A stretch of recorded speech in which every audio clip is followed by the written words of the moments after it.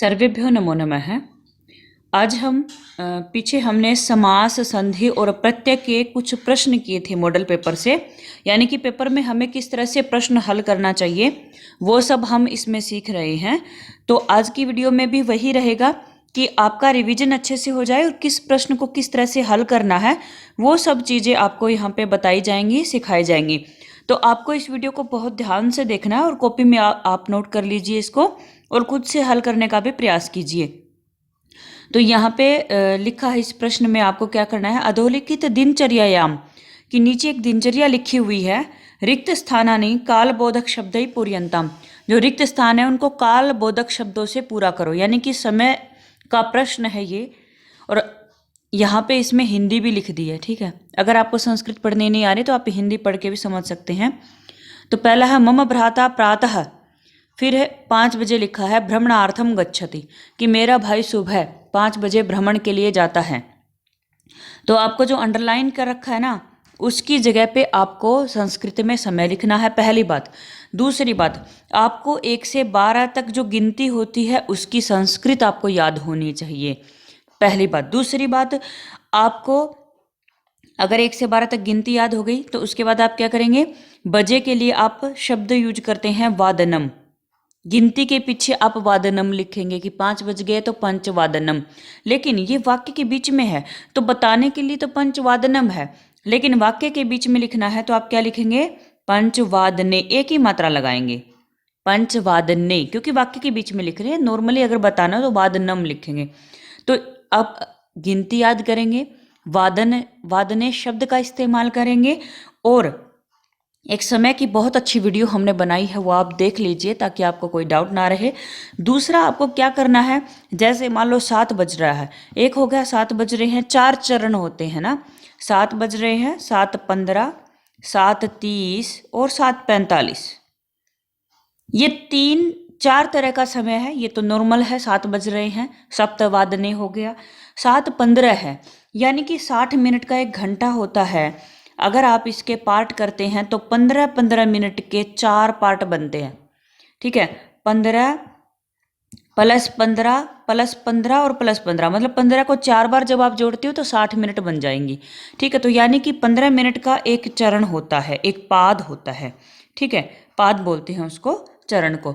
अब मान लो 15 मिनट का एक चरण था, तो जैसे ही 7:15 हुए यानी कि 7 बजने के बाद एक चरण पूरा हो चुका है, एक पाद पूरा हो गया, यानी कि 15 मिनट पूरे हो गए। तो आप उसके लिए शब्द सवा 7 है ना, तो सवा के लिए आप शब्द इस्तेमाल करेंगे सपाद। 7 बज रहे हैं तो 7 की संस्कृत लिख दो, पहले सपाद लिखो, फिर 7 की संस्कृत लिखो और फिर वादने, सपाद सप्तवादने, ठीक है। अगर 7:30 बज रहे हैं तो साढ़े के लिए क्या शब्द इस्तेमाल करोगे, सार्ध, फिर वही सप्तवादने, मतलब 7 बज रहे हैं तो सप्त लिखो, फिर वादने शब्द इस्तेमाल करो। अब एक विशेष रूप से ध्यान करनी है, 7:45 है, तो अब दिख तो रहा है 7:45, लेकिन समय क्या है आपको पता है, 7:45 है। कितना है, 7:45 है। 7:45 का मतलब क्या है, पौना है, यानी कि 8 बजने में 15 मिनट की कमी है। 15 मिनट की कमी है यानी कि एक पाद की कमी है। तो आप पौने के क्या लिखेंगे, पौने के लिए होता है पादोन। पादोन का मीनिंग क्या होता है, पाद मतलब एक चरण, ऊन, यहाँ पे ओन है ना, ये ऊन है, ऊन मतलब कम, एक चरण कम है, यानी कि 8 बजने में एक चरण की कमी है ना, 15 मिनट की कमी है, पादोन। अब क्या करेंगे, कितना बज रहा है, मतलब 15 मिनट की कमी कितना बजने में है, 8। तो आपको दिख तो यहाँ पे 7:45 रहा है, लेकिन आप यहाँ पे पादोन सप्त नहीं लिखेंगे, पादोन अष्ट लिखेंगे, क्योंकि 8 बजने में एक पाद की कमी है ना। पादोन किस में है, 8 बजने में, तो पादोन अष्ट लिखेंगे। वैसे मैंने बहुत अच्छे से समझा दिया, आप वो वीडियो भी देख सकते हैं। तो आप यहाँ पे 5 बजे की संस्कृत क्या लिखेंगे, पंचवादने, ने लिखेंगे, ठीक है। ये हो गया। आगे है 8:30 बजे, आप इसके लिए क्या लिखेंगे, साढ़े के लिए मैंने आपको क्या बताया, सार्ध, और 8 के लिए अष्ट, और बजे के लिए वादने, ऐसे लिखेंगे। फिर आगे क्या है, 2 बज रहे हैं, तो 2 बजे की संस्कृत क्या होती है, 2 बजे की संस्कृत आप लिखेंगे, 2 की होती है द्वि और बजे की वादने, द्विवादने। 7:30 बजे के लिए क्या लिखेंगे, सार्ध, सात है ना, सप्त, और फिर बाद में लिखो वादने। इस तरह से आपका ये प्रश्न समय वाला हल हो गया। चलो आगे बढ़ते हैं, अगला प्रश्न देखते हैं। अगले प्रश्न में आपको अव्यय शब्दों की मदद से आपको रिक्त स्थान पूरे करने हैं।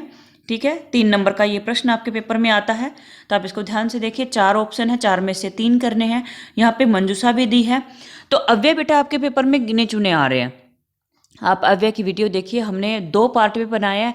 पार्ट 2 जो है ना वो आपके बहुत काम का है। तो आप अव्यय में गिने चुने अव्यय हैं, आप सिलेबस को देखिए और उन अव्ययों का अर्थ याद कर लीजिए। ठीक है, गिने चुने 15 है, 20 है, आप उनका अर्थ अच्छे से याद कर लीजिए ताकि आपको रिक्त स्थान भरने में कोई दिक्कत ना आए। तो पहले मैं मंजूषा के शब्दों की हिंदी बताती हूँ। पहला शब्द है इतस्ततः है, इसका मीनिंग होता है इधर उधर। आगे है अपि, इसका मीनिंग होता है भी, लेकिन कभी कभी ये प्रश्नवाचक शब्द के लिए इस्तेमाल भी हो जाता है। ठीक है, अगर अपि वाक्य के शुरू में आता है तो वो प्रश्नवाचक के लिए इस्तेमाल होता है, लेकिन उसका मीनिंग होता है भी। आगे है उच्चई, उच्चई का मतलब होता है जोर से। और फिर है संप्रति, संप्रति का मीनिंग क्या होता है, अब। ठीक है, अब आगे बढ़ते हैं। पहला आपका वाक्य है किम त्वम, फिर है रिक्त स्थान वाराणसीम गमिष्यसि, कि किम क्या तुम वाराणसी गमिष्यसि जाओगे, क्या तुम वाराणसी जाओगे।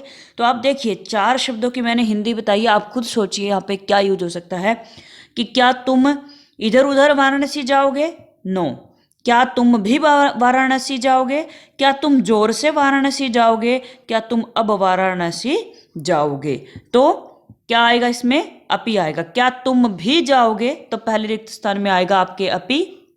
आगे देखो, प्रातः काल संजाता है, यानी कि प्रातः काल हो गया है, यानी कि सुबह हो गई है। रिक्त स्थान निद्रा न युज्यते, निद्रा सही नहीं है। क्या, संप्रति, अब आपकी नींद जो है ना वो सही नहीं है, यानी कि अब आपका सोना ठीक नहीं है, सुबह हो गया है। तो दूसरे में आएगा संप्रति। आगे सह सर्वम वृत्तांतम निवेद्य सकरुणम रिक्त स्थान अक्रंदत, उसने सारा वृत्तांत बताया और फिर सकरुणम मतलब करुणा से, जोर जोर से, मतलब सॉरी, करुणा से मतलब बहुत ही एक दयनीय सी स्थिति में। रिक्त स्थान अक्रंदत मतलब रोया, तो किस प्रकार से रोया, वो जोर से रोया। तो आपके तीसरे रिक्त स्थान में क्या आएगा, उच्च, यानी कि वो जोर से, अक्रंदत मतलब रोया। अगला है अश्वः प्राण त्राणाय रिक्त स्थान अधावन, जो घोड़े थे वो प्राण बचाने के लिए अधावन दौड़े। कहाँ दौड़े, इतस्ततः, इधर उधर दौड़े। प्राण बचाने के लिए घोड़े कहाँ दौड़े, इतस्ततः। तो चौथे में आएगा आपके इतस्ततः। अगला प्रश्न देखते हैं। अगले प्रश्न में आपको क्या करना है, अशुद्ध पद है जिनके नीचे लाइन खींची हुई है वो गलत है, आपको उनको सही करना है। ये 3 नंबर का प्रश्न है, तो ध्यान से देखिए, मैं आपको इस प्रश्न में कुछ बताने जा रही हूँ, आप नोट करिएगा। अब आपको क्या करना होता है बेटा, वाक्य में 3 चीजें हैं। एक काम करने वाला है, यानी कि कर्ता। ठीक है, एक वो है जो काम हो रहा है, जो काम हो रहा होता है उसे कहते हैं क्रिया, मतलब जो काम हो रहा है, कर्ता काम करने वाला है। और एक होता है कर्म, यानी कि जो हो रहा है। ठीक है, मतलब किसकी मदद से हो रहा है, वो सब जो होता है। ठीक है, तो यहाँ पे पहला वाक्य है त्वम पाठम पठती, तुम पाठ पढ़ते हो। तो यहाँ पे कर्ता कौन है, पढ़ने का काम कौन कर रहा है, तुम कर रहे हो, तो कर्ता है तुम। क्या काम कर रहा है, पढ़ने का, तो क्रिया कौन है, पठती। और कर्म कौन हो गया, पाठम। ठीक है, अब आपको यहाँ पे कुछ महत्वपूर्ण बातें मैं बता रही हूँ, दिमाग में बैठा लेना, अच्छे से नोट करना। तो आपको क्या करना है बेटा, एक तो मैं कुछ बताऊंगी यहाँ पे वो याद कर लेना। दूसरा, पहले बीच वाले शब्द को देखो, कर्म को। कर्म में द्वितीय होती है हमेशा, नॉर्मल वाक्य में। वाच्य परिवर्तन नहीं बता रही हूं मैं यहाँ पे, नॉर्मल वाक्य में कर्म में द्वितीय होती है। द्वितीय मतलब जिसमें अम लगता है, जैसे बालकम, रामम, वृक्षम, पाठम, मधुरम। ठीक है, इस तरह से होता है, तो अम होता है। ठीक है, आगे क्या बढ़ते हैं हम। तो आपको मैं कुछ चीजें बता रही हूँ, आप कॉपी में नोट कर लेना अच्छे से, आप इसको नोट करो। सह, तऊ, ते, ये क्या होता है, ये एक वचन होता है, ये द्विवचन होता है, और ये बहुवचन। वाक्य निर्माण की वीडियो आप देख लीजिए, आपको दिक्कत नहीं होगी, अच्छे से समझ में आ जाएगा। सह, तऊ, ते, त्वम, युवाम, अच्छे से इनको इसी तरीके से याद करना है, यूयम। फिर है अहम, आवाम, और लास्ट में आपका होता है वयम, या नीचे लिख रही हूं मैं, बहुवचन में वयम होता है, मैं पे हलंत आएगा वयम के, यूयम के लास्ट मैं पे भी हलंत आएगा। आप इसको अच्छे से कॉपी में नोट करिए और इसको ऐसे कैसे याद कर लिए, सह तौते त्वम युवाम यूयम अहम आवाम वयम। आप अगर इसको कॉपी में नोट करने के बाद आगे की वीडियो देखेंगे तो आपको आसानी होगी। ठीक है, अब आगे देखते हैं। एक आपको कम से कम पठ धातु का लट लकार याद होना चाहिए। कैसे? सेम वही तरीका, एक वचन द्विवचन और बहुवचन में। पठती, पठतः, पठंती। ठीक है, आगे होता है पठसी, पठतः। उसी के नीचे जो अभी आपने कॉपी में नोट किया उसी के नीचे इसको लिख लो, पठसी, पठतः, पठत। नहीं लिखोगे तो समझ में नहीं आएगा। पठामी, पठावह और फिर है पठामह।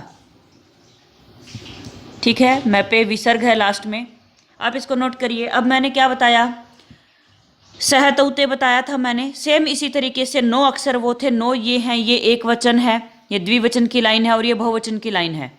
अब आपका है त्वम पाठम पठती, तुम पाठ पढ़ते हो। पठती आपका यहाँ पे गलत है, आपको सही शब्द यहाँ पे छांटना है। तो पहला ऑप्शन है पठंती, दूसरा पठसी और तीसरा पठती। तो पठती तो यहाँ पे लिखा हुआ ही है, इसको भी कॉपी में आप नोट कर लो और इसके सामने वाले शब्द ही आपको क्या करने हैं, छांटने हैं। ठीक है, तो पठती तो यहाँ पे है ही, तो इसको पहले ऑप्शन को काट दो। दूसरा क्या होगा बेटा, जैसे आपने पढ़ा था ना अभी, पठती, पठता, पठंती पहली लाइन थी, दूसरी क्या थी, पठसी। दूसरी लाइन में पहला अक्षर क्या था, पठसी। और एक आपने कॉपी में भी क्या लिखा, सह तौ ते, पहली लाइन पूरी हो गई, दूसरी लाइन में पहला अक्षर क्या है, त्वम। तो यहाँ पे त्वम है, जो आपका कर्ता होता है ना, कर्ता जो काम करने वाला है, उसके अनुसार ये वाली क्रिया लगती है।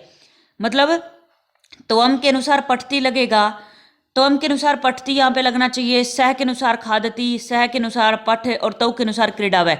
यानी कि कर्ता के अनुसार ये वाले शब्द लगेंगे, क्रिया वाले, पठती, पठता, पठंती के जैसे जो शब्द है ना, वो कर्ता के अनुसार लगेंगे।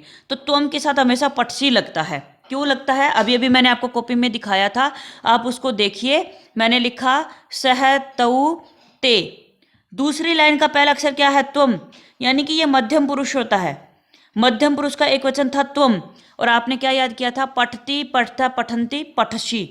मध्यम पुरुष के एक वचन में किसका नंबर आया था, पठसी, तो त्वम के साथ पठसी लगेगा। आगे है सह मधुरः फलम खादति, वह मधुर फल खाता है। तो देखिए बेटा, एक चीज बताती हूँ आपको, यहाँ पे कर्म क्या है, फलम। कर्म क्या है, फलम। फलम में द्वितीय लगी है।